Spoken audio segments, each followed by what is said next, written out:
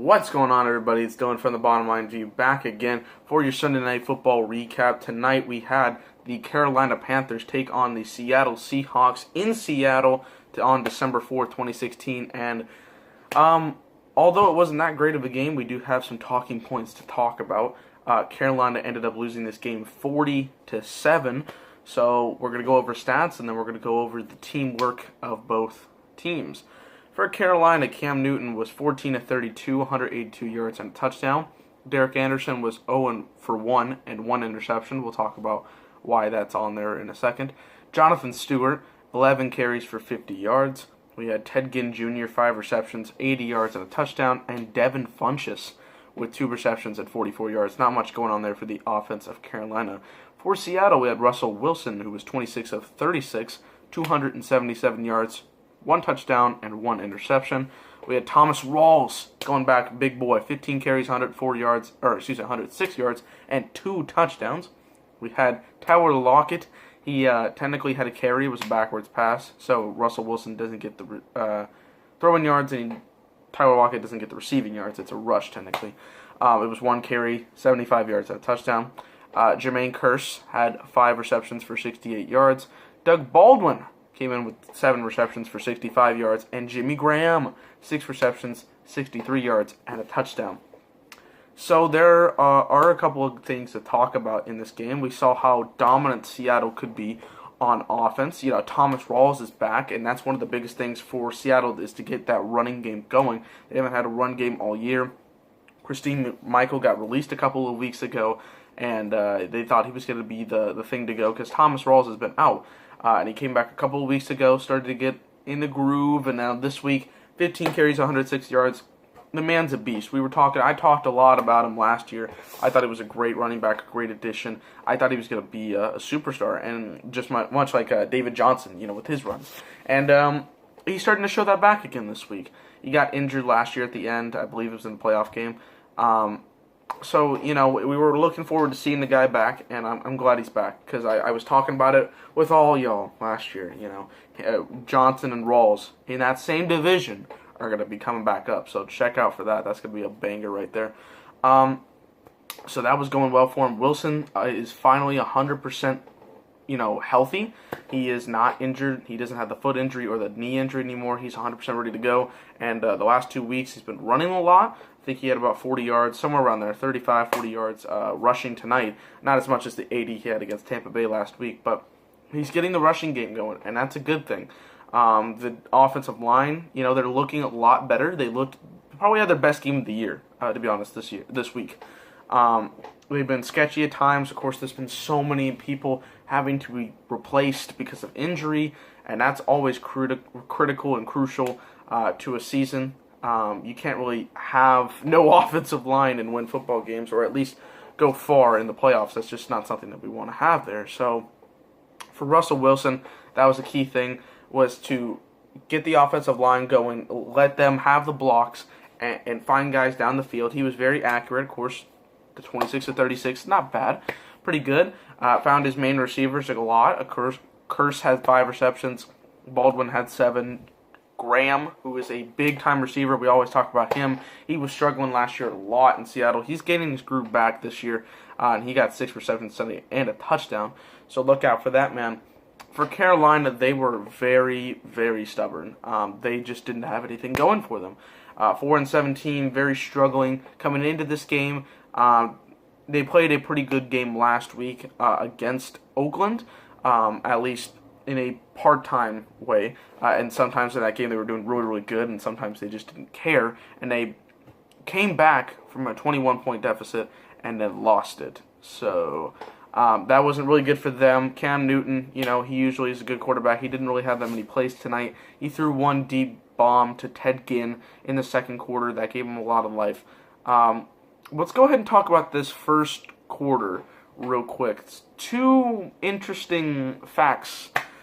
Interesting storylines for sure that are going to be have to be addressed a little bit as the future goes on. So, Carolina, first play of the game, they're going through Sunday Night Football, is going through the lineup of everybody in the Carolina offense, and we get to Cam Newton and whatnot. And then we see on the field Derek Anderson, and I was like, what?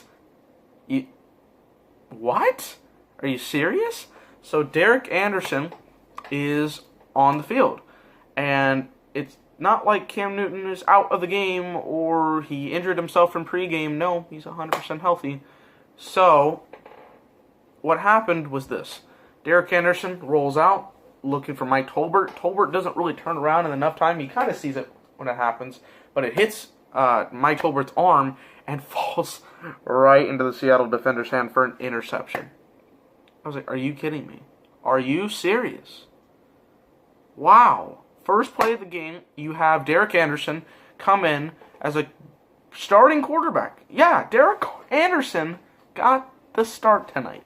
Unbelievable. And it ended up becoming an interception. I blame half of it on him because he didn't wait for Tolbert to turn around. But it hit Tolbert's arm right into the Seattle defenders. They only gave up 3 points, but that's the first drive. You know what I mean? Like, if you get the first possession and you just wasted your first possession and now you're going down into a deficit. Apparently, this is the funny thing. We found this out at halftime. Apparently, Cam Newton violated a dress code violation from Ron Rivera. And that's why he sat out the first play of the game. What? That is so petty. Like, I understand you got some kind of thing that you need to address, but, like, are you kidding me? For a dress code violation. What is Cam Newton violating? Like, I don't understand what could have been so bad to begin with. But, regardless, such a bad decision. Oh, I don't regret it. Such a bad decision. Such a terrible, terrible decision. And then the second thing, which this is awful. Earl Thomas, you know, they had this play. Cam Newton threw it deep, and he almost threw an interception. It was with Earl Thomas and Cam Chancellor right over there, and Cam just kind of ran into Earl Thomas's knee, trying to stop I believe it was Ted Ginn from catching the football, and once they collided, like, Earl Thomas was up in the air jumping, and Cam was diving, so he dove into Earl's leg, and it ended up being a broken tibia for Thomas. He's out for the season, which is huge. You know, that defense really relies on him. They were talking about the Legion of Boom, how really good they are with all three in the starting and playing throughout the game. They were 5-1 coming into the game with all three, and 2-1 without at least one of the members coming into the game. So that's huge. But then what scared us a lot was coming into halftime. He goes, "Thank you for all the prayers." You know, he went on Twitter. He said, "Thank you for all the prayers, all that. I'm considering a lot, including considering retirement." Earl Thomas is 27. That's scary. That's very, very scary. You don't want anybody to have that happen. Of course, we love Earl Thomas. You know, we appreciate you, man. All the prayers in the world to Earl Thomas. Get better, buddy. You know, I don't want anybody to get injured. Nobody wants somebody to get injured in the NFL, so or in any sport. So prayers up for the big man there. Hope he gets better. I know he's going to be out for the rest of the season. At least that's what Cam Chancellor said. It's a broken tibia, so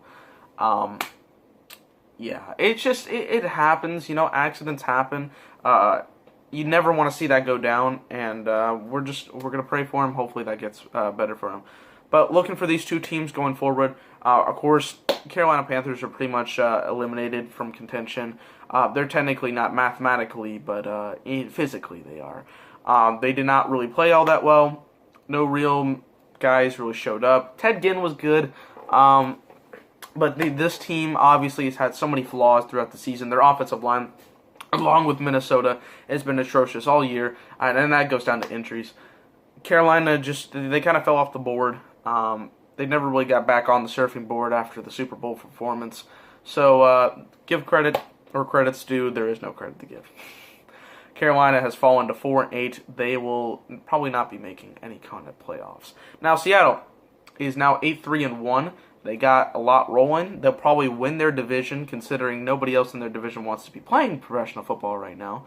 You got the San Francisco 49ers, who are like 1-11. Carolina won, and I think they're 5-6-1, but there's no way they're coming back. And the Rams are 4-8, which, okay, I want to talk about this real quick because it has to do with this division. Jeff Fisher just signed a 2-year contract extension with the LA Rams to be staying. It's a 2-year contract extension for the coach. Terrible decision. Jeff Fisher is not a good head. He's like 3 losses away from the most losses in NFL history. This man's the most average man on the planet. He's terrible. But that's beside the point. That's not a team that's going to ever make the playoffs. And best of luck to Erica Dickerson, who will not be attending LA Rams games until they fire him. Fire Jeff Fisher, of course. That's good. But yeah, for Seattle, 8-3-1. They got to play a couple of hard teams in the next 4 games. But when it comes down to it, actually, I'm sorry, not Seattle. Seattle actually plays a pretty easy schedule. They play 4 teams under 500 right now, so that's interesting. But yeah, for Seattle, they just got to roll this tide, keep going on this streak that they got going. They hit a really bumpy patch against Tampa Bay last week, but Tampa Bay's climbing up there in the rankings, and Seattle's getting it done. So 40 points, that's an obvious positive. Thomas Rawls is a positive that the O-line can work together and provide some head of steam going into the playoffs. That would be awesome. Russell Wilson's healthy. This is a team to be looking out forward to, so stay tuned.